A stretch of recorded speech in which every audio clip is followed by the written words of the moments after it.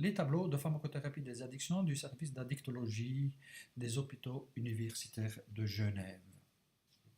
Dans ce tableau, on va passer en revue les différents domaines concernés par l'addictologie et qui peuvent constituer un domaine d'intervention de la pharmacothérapie.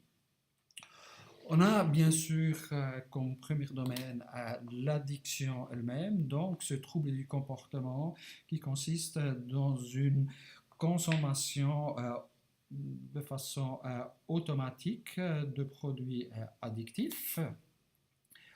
On a, du moment que on a affaire à des substances addictives, aussi le risque d'intoxication potentiellement létale dans certains cas, comme par exemple avec les opiacés.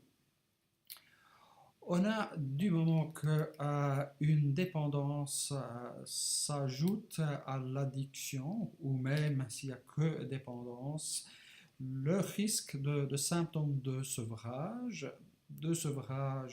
non intentionné, en cas de manque de substance, ou intentionné, du moment que le patient entre dans un traitement à visée d'abstinence.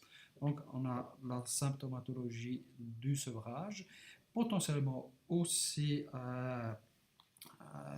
létale dans le cas du sevrage d'alcool avec apparition de delirium tremens et de status epilepticus. Donc, l'intoxication, elle sera le plus souvent traitée pharmacologiquement en hôpital ou même par des urgentistes, tandis que l'addiction elle-même ou le sevrage peuvent, dans la plupart des cas, être traités aussi en ambulatoire. On aura éventuellement besoin de traiter des séquelles de l'addiction, des séquelles qui peuvent être somatiques, des hépatites, d'autres infections, des cirrhoses, etc. Et on aura éventuellement à traiter des comorbidités principalement psychiatriques, par exemple des dépressions, des psychoses, des troubles anxieux, etc. Alors, on constate que le domaine est assez vaste.